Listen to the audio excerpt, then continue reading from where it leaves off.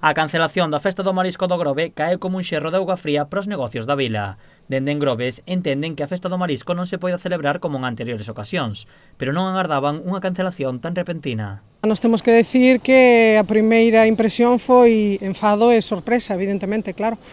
Pero non por nada, é porque fai 2 meses había un porcentaxe dun 90% que se iba a celebrar no último Consello Sectorial de Turismo, e sin ter unha reunión previa, sin consultar os realmente interesados, que ao final somos todos, pero especialmente os empresarios, claro que lles afectaría moito.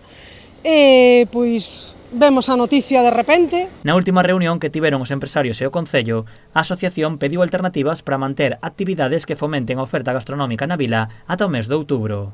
E polo menos ampliar a temporada. É verdad que Festa do Marisco non hai, non se lle pode chamar Festa do Marisco, chamémoslle como sea. Xornadas do mar, xornadas marisqueiras, xornadas do marisco.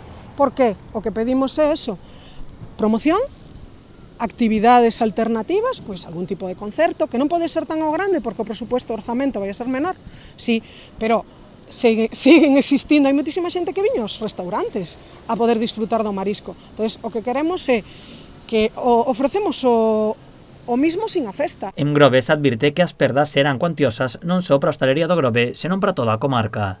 As perdas son moi cuantiosas porque a Festa do Marisco dá para todos. É verdad que todos os concellos veciños levaron tamén unha decepción, porque a eles tamén lles repercute. Evidentemente, énchense hoteles de Vigo, de Santiago, de xente que ven a Festa do Marisco.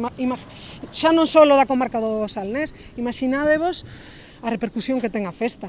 Dende a asociación piden colaboración ao Concello para buscar actividades que promocionen a oferta marisqueira sen realizar a tradicional festa. Segundo indican, o Concello estudará as propostas.